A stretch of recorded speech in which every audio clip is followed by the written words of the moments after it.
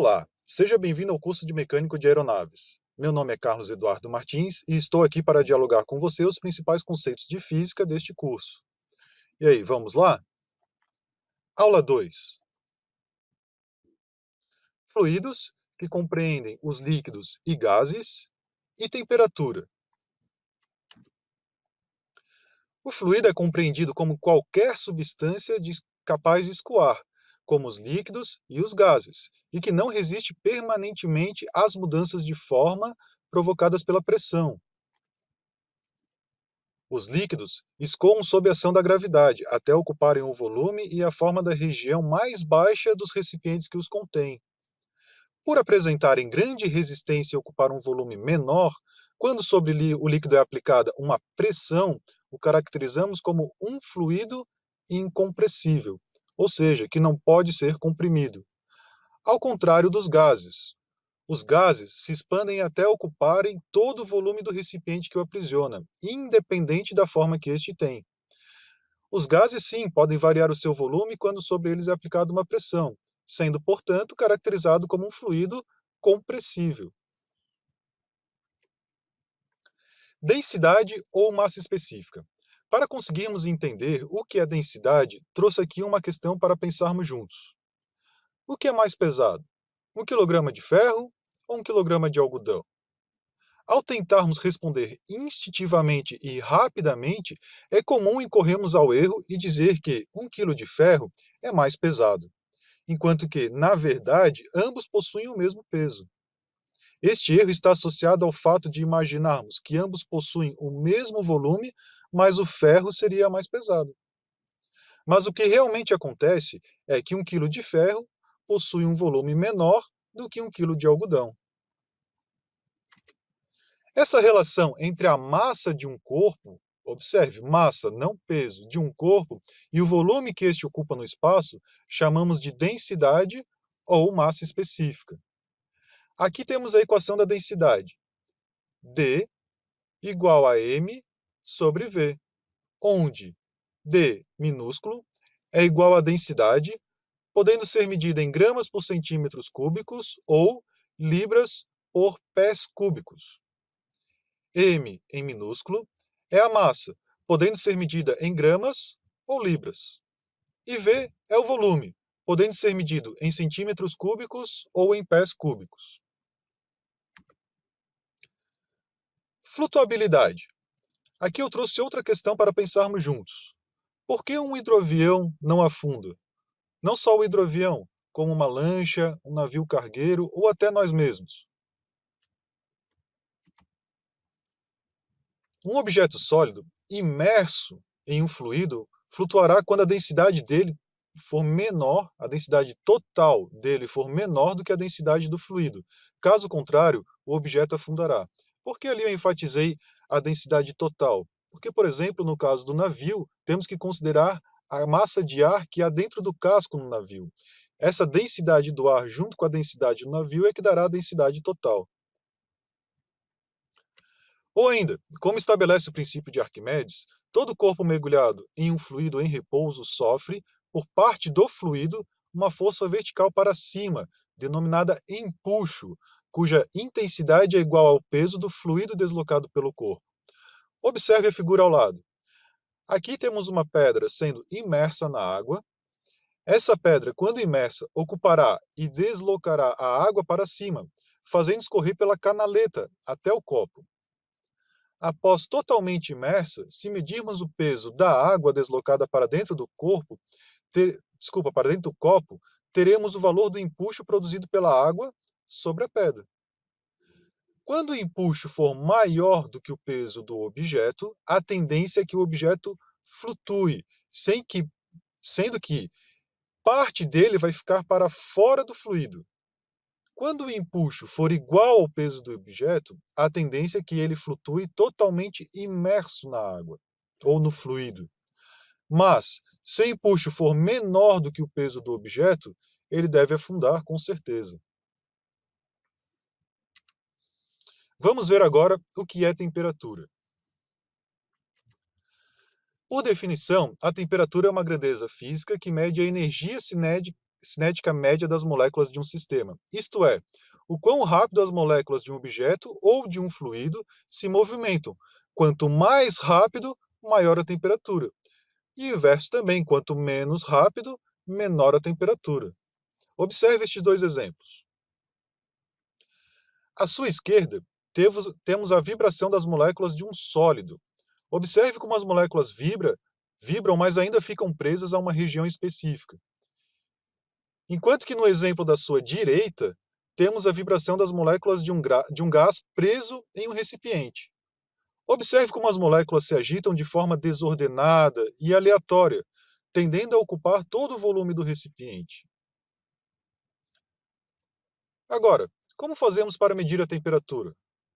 Para se medir a temperatura de um sistema, usamos um instrumento chamado termômetro. Existem alguns modelos de termômetro.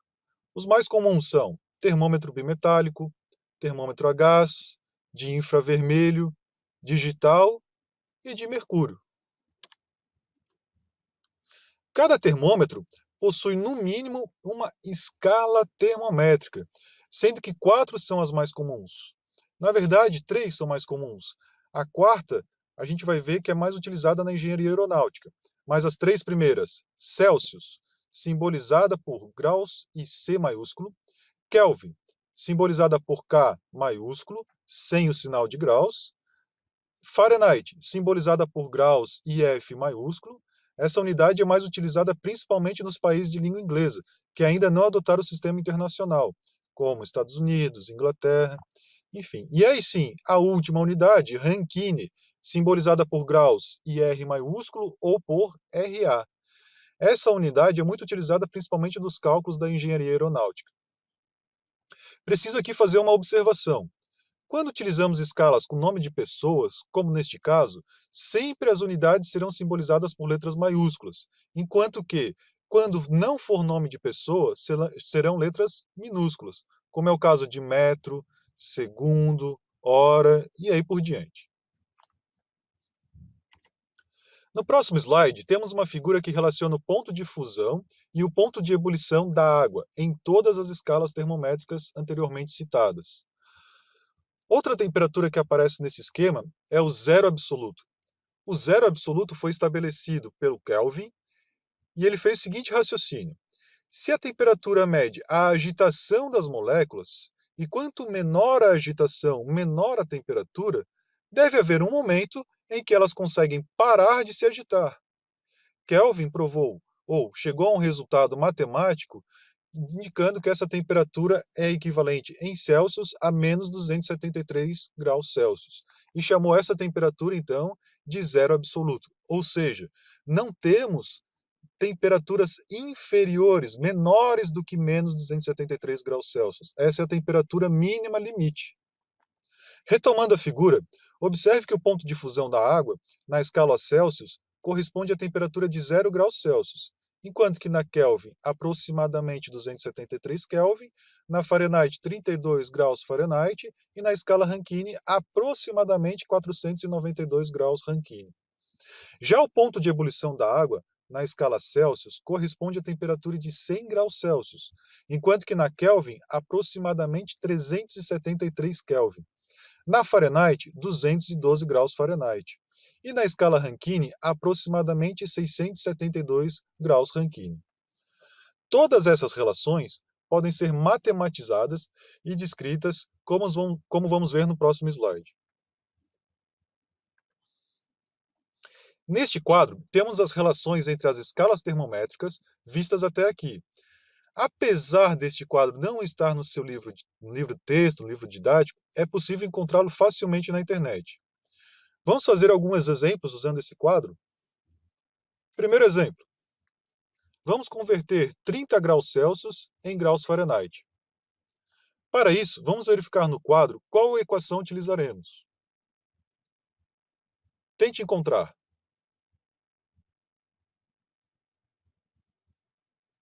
E aí, encontrou? Sim, utilizaremos a equação da primeira linha, pois queremos converter Celsius em Fahrenheit. A equação a ser utilizada, portanto, é graus Fahrenheit igual a graus Celsius vezes 1,8 e o resultado desta conta, desta multiplicação, mais 32. Copiamos e transcrevemos esta equação para resolvermos o exercício. Observe agora que temos como dado principal o valor de 30 graus Celsius. Deveremos substituir este valor no lugar da temperatura em graus Celsius da equação. Desse jeito. Assim, temos que a temperatura em Fahrenheit será dada por 30 vezes 1,8 e o resultado desta multiplicação somado com 32. 30 vezes 1,8 igual a 54. 54 mais 32 é igual a 86. Esta é a resposta. 30 graus Celsius equivale a 86 graus Fahrenheit. Conseguiu entender? Não? Vamos fazer mais um exemplo, então. Segundo exemplo. Converta 90 graus Celsius... Converta agora 90 graus Fahrenheit em graus Celsius. Vamos voltar no quadro. Olhe no quadro. Qual equação será utilizada para converter graus Fahrenheit em graus Celsius? E aí, encontrou? Isso, é a equação da sétima linha. Pois queremos passar graus Celsius para graus Fahrenheit. Então, a equação a ser utilizada, portanto, é graus Celsius igual a graus Fahrenheit menos 32. O resultado dessa subtração será, então, dividido por 1,8. Vamos copiar e transcrever esta equação para resolvermos o exercício. Observe agora que temos como dado principal o valor de 90 graus Fahrenheit. Deveremos substituir este valor no lugar da temperatura em graus Fahrenheit da equação. Dessa forma. Assim, temos que a temperatura em Celsius será dada por 90 menos 32 e o resultado disso dividido por 1,8. 90 menos 32 é igual a 58. 58 dividido por 1,8 é igual a aproximadamente 32,2. E é essa a resposta. 90 graus Fahrenheit é equivalente a 32,2 graus Celsius. Ficou mais fácil compreender agora? Vamos fazer um último exemplo para a gente conseguir fixar um pouco melhor? Então vamos lá. Agora vamos converter 75 Rankine ou graus Rankine em graus Celsius. Vamos olhar no quadro novamente. Qual das duas equações utilizaremos? Lembrando, graus Rankine em graus Celsius. Encontrou? Está ficando mais fácil agora? É isso aí. Vamos usar a equação da décima linha, pois queremos passar Rankine em graus Celsius. Assim, a equação que utilizaremos é Rankine menos 32, o resultado disso menos 459,67, e o resultado dessas duas subtrações vai ser dividido, então, por 1,8.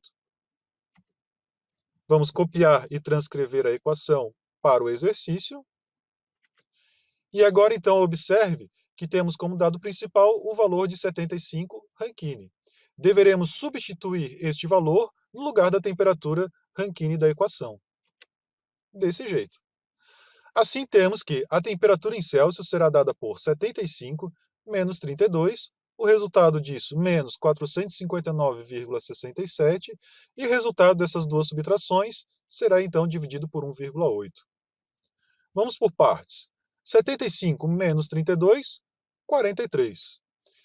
43 menos 459,67 equivale a menos 416,67. Não esqueçam do sinal negativo. Menos 416,67 dividido por 1,8 dará uma temperatura aproximadamente de menos 231,48 graus Celsius. Bom, espero que agora tenha ficado mais claro. E aqui encerramos a nossa segunda aula. Agradeço a você pela atenção e aguardo você na próxima aula. Bons estudos!